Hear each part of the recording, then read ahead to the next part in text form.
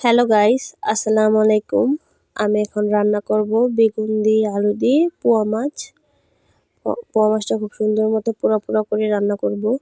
তার জন্য আমি কড়াইতে তেল দিয়ে দিলাম, পরিমাণ মতো পেঁয়াজ দিয়ে দিলাম, পেঁয়াজটা একটু নাড়াচাড়া দিয়ে দিব। এখন আমি আদা রসুন বাটা দিয়ে দিলাম 1 চামচ পরিমাণে।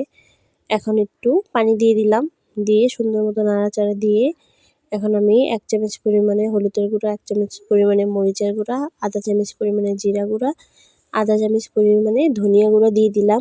এটা সুন্দর মতো নাড়াচাড়া দিয়ে মিশিয়ে নিব মশলাটা খুব সুন্দর মতো কষিয়ে নিব মিশিয়ে। এরকম মজার মজার রান্নার ভিডিও পেতে হলে আমাদের চ্যানেলটা অবশ্যই সাবস্ক্রাইব করবেন। তো আমি সবজিগুলো দিয়ে দিলাম, আলু আর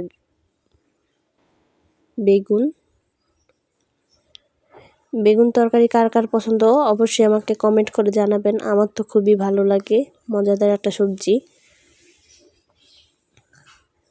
সবজিটা রান্না করতে পারলে অনেক ভালো লাগে। এই রান্নাটা পানি অল্প রাখতে হবে, পোড়া পোড়া করে রান্নাটা করব, খুব মজা লাগবে। এরকমভাবে রান্না করে খেয়ে দেখবেন আপনারা, খুব ভালো লাগে। তো আমি পরিমাণ মতো লবণ দিয়ে দিলাম। সবজিগুলো দেওয়ার পরে মশলাটার সাথে খুব সুন্দর মতো মিশিয়ে নিয়েছিলাম।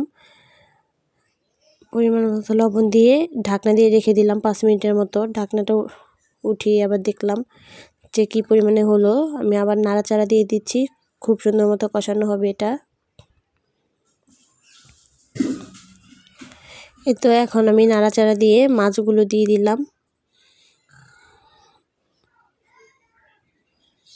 মাছগুলো সুন্দর মতো দেওয়া হয়ে গেল। এখন একটু আলতো হাতে নাড়াচাড়া হালকাভাবে একটু উল্টে পাল্টে দিতে চেষ্টা করতেছি মাছটা সুন্দর মতো। তো আমি পরিমাণ মতো এখন পানি দিয়ে দিলাম, আর পানি দিতে হবে না, এই পানি দিতেই রান্নাটা সুন্দর মতো কমপ্লিট হয়ে যাবে। এখন আমি নাড়াচাড়া দিয়ে ঢাকনা দিয়ে রেখে দিব।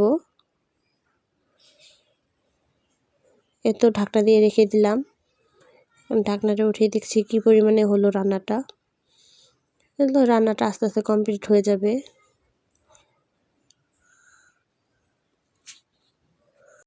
এতেও সুন্দর মতো নাড়াচাড়া দিয়ে এখন আমি একটা টমেটো কেটে নিয়েছি, টমেটোটা সুন্দর মতো দিয়ে দিলাম। পুরো চারপাশেই সুন্দর মতো দিয়ে দিলাম টমেটোটা। এখন আবার ঢাকনা দিয়ে রেখে দিব। রান্নাটা কোনো ঝোল রাখবো না, তার জন্য পানিটা পুরো কমিয়ে নিব। এখন আমি মরিচ দিয়ে দিলাম, কাঁচামরিচ। কাঁচা মরিচটা দেওয়ার পরে ঢাকনা দিয়ে রেখে দিলাম। এখন আবার ঢাকনা উঠিয়ে দেখছি। এখন আমি ধনিয়া পাতা দিয়ে দিব। রান্নাটা প্রায় কমপ্লিট হয়ে গেছে। তো আমার রান্নাটা কমপ্লিট।